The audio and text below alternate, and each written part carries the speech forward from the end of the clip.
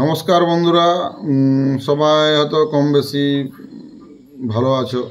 আর আজকে যেটার উপর বিশেষ করে ভিডিও বানাচ্ছি বা ছাড়ছি বা পোস্ট করেছি, লেখাটা হয়তো দেখেছো, ভিডিওটাও দেখেছো।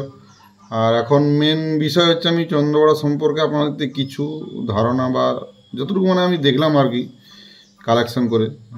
তো চন্দ্রবড়া মনে হচ্ছে আমাদের ক্ষেতের মাঝে মৃত্যুর ছায়া একদম। বাঁকুড়া ও পুরুলিয়ায় জঙ্গলমহলে ভয়াবহ বিপদের নাম এখন চন্দ্রবড়া। আর একবার ছবল মুহূর্তে মৃত্যু, কোনো উপায় নেই, বেশি বাচ্চা গেলেও তার শরীরের সেরকম কিডনিতে প্রবলেম বা অনেক কিছু বিভিন্ন ধরনের অঙ্গে প্রবলেম দেখা যাবে আর কি।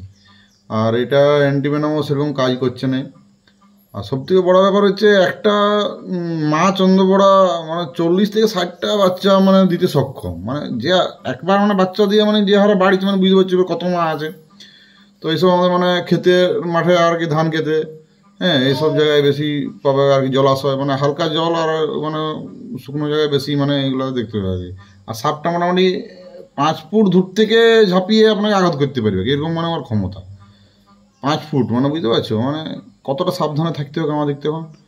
যাই হোক, আর একটা জরুরি বার্তা,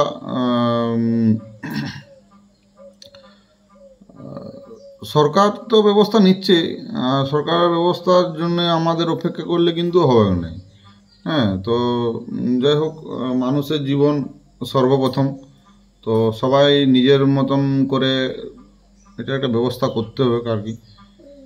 যদি দেখতে পাও নিজের মতন একটা ব্যবস্থা করে নিও সবাই। আর সাবধানে থাকো, এটা যে মেন ব্যাপার। আর স্ক্রিনে দিয়ে দিলাম সাপটার ছবি, দেখে পরে সাবধান হয়ে যাও। আর সব থেকে বড় ব্যাপার, যারা আমরা চাষিবাসী মানুষ, গ্রামের মানুষ, তাদের তো অনেক সাবধানে থাকতে হবে। কারণ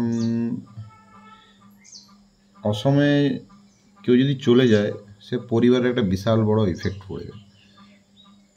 ছাতনার ঘটনা, চন্দননগর খাতড়ার ঘটনা, আরও আশেপাশে হয়তো আছে যে খবর হয়তো আমি পাইনি। এই মাত্র কিছুক্ষণ আগে দেখছিলাম আর কি, ফেসবুক স্ক্রলিং করতে করতে, বীরভূম ওই সাইডটাও প্রচুর পরিমাণে ছড়িয়ে পড়েছে। আর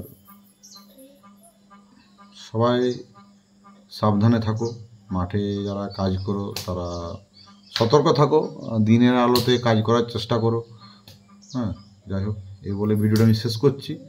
পারলে ভিডিওটা সবাই শেয়ার করো, প্রত্যেকটা চাষি বন্ধুর কাছে যেমন ভিডিওটা পৌঁছে যায়।